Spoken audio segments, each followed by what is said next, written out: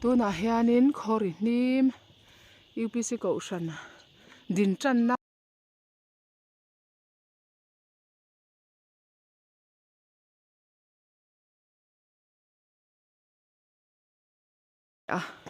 a om na hi hei ti hian tlang mual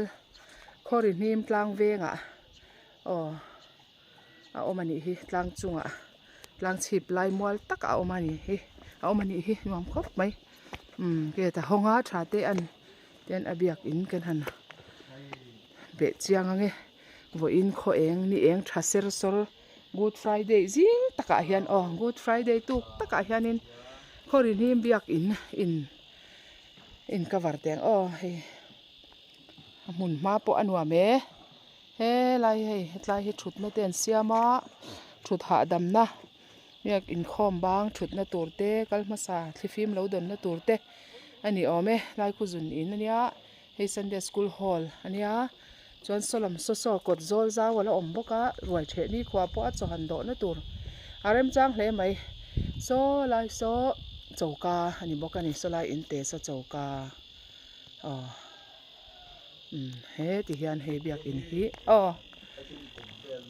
adin kumvel te kan chiar chiang ang tuna hian mar abiak in hit tha hi ai chiang ne zon kan met ke wanga lo om la ti khan kot chang hianin khai he te da moi khop mai he chip zum thleng lang hian chip zum lang hianin ti nge tuna hianin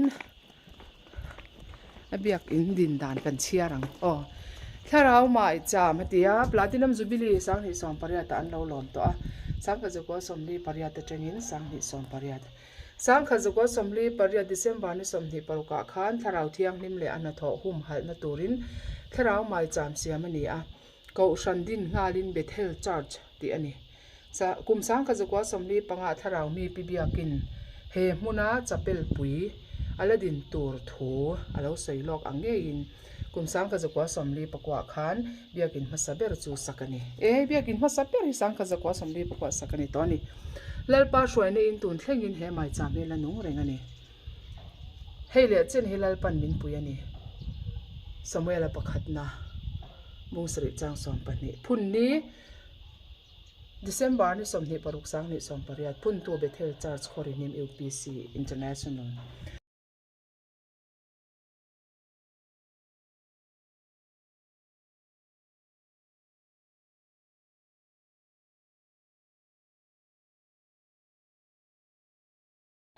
ta an lungphun ho hi kan han en le anga lungphun hi lungphun sang hi kan en ve sim simang he ta chang hianin hei hi ain kal thel dewa wangin ti hian hei hi PYD Pentecostal Youth Department hi an Golden Jubilee hi sang kha ko somruk panga changa sang hi som panga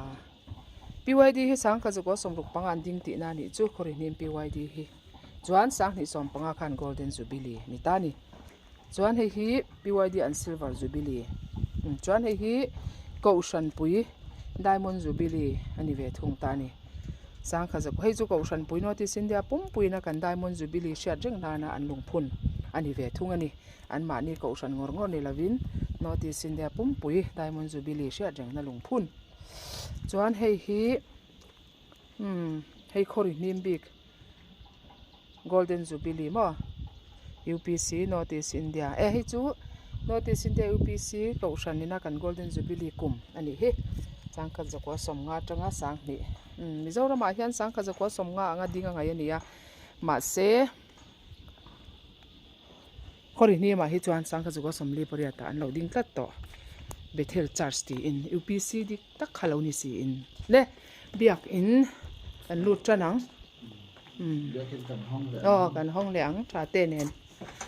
no pa tha te nen rong bolin kan kala director kan zuya anuam hle ani biak in chung kan lu te he lai hi a bul tran na keyboard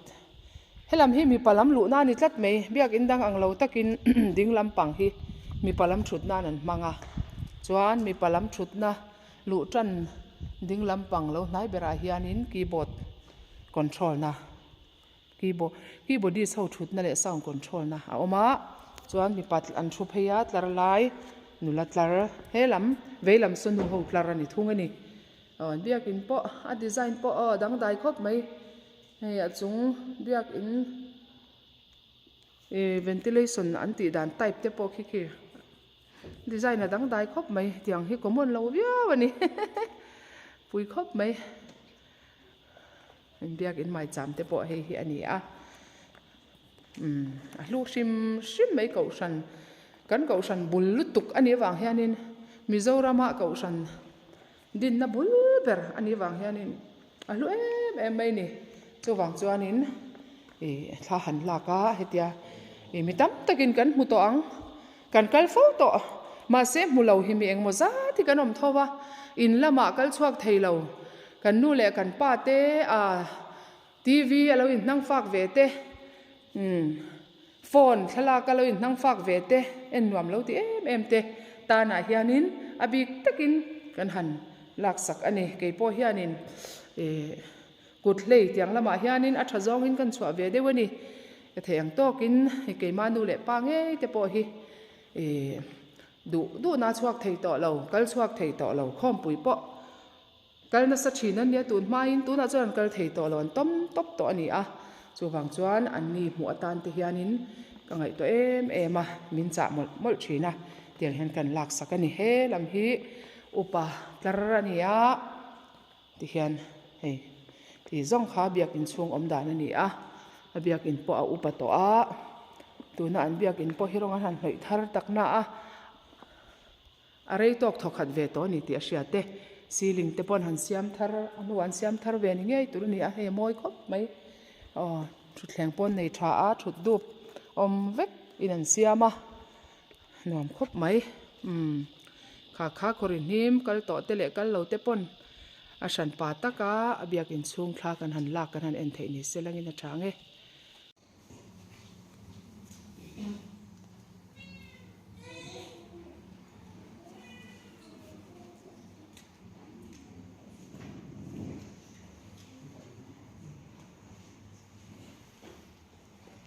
Au kontak noi so pelam he nak lal pa ng PO isuang khan no pang pede na po lal pa ng PO so la irong bol pura khomel so takara po so na ko an kal lo na ko rin an kong sway to tal lal pa ng ban sa kamse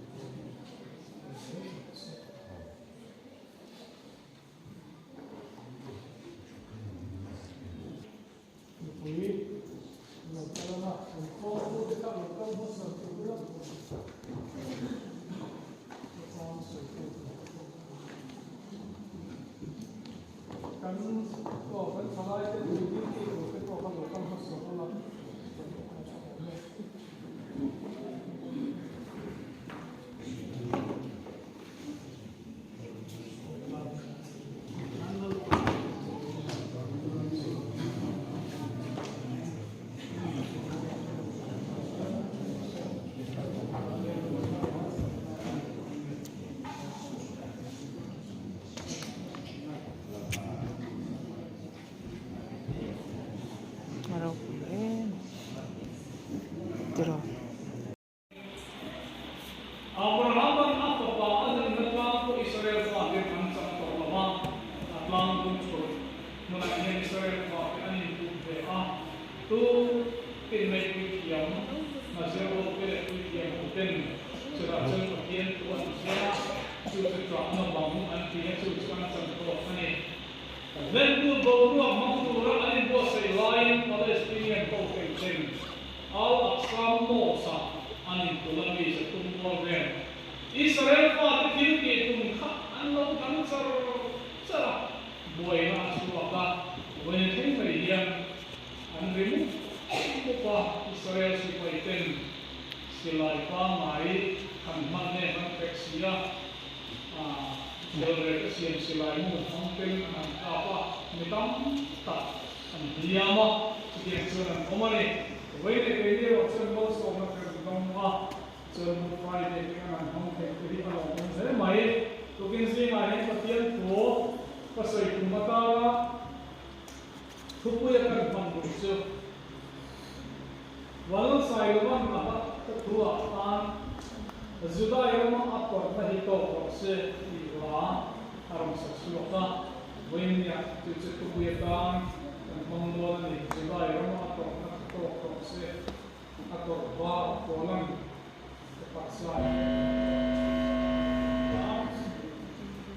Setiap turun dia akan sebenarnya besok lain kami lepas kami lokal sampai oh kalau hidup dia hit lepas dan lepas sampai heran bawa sampai kami hit lepas Sudah ramai turba ko kalan pa lang po mo dali. Kan sa himal mo Jumi pa kalan pa ng bata ni ng hatunin kan sa hiyan nangimin ko ani ay bo ang lot mo lang makakito ang mo di kan sa le ko oh bisenso ko ko sa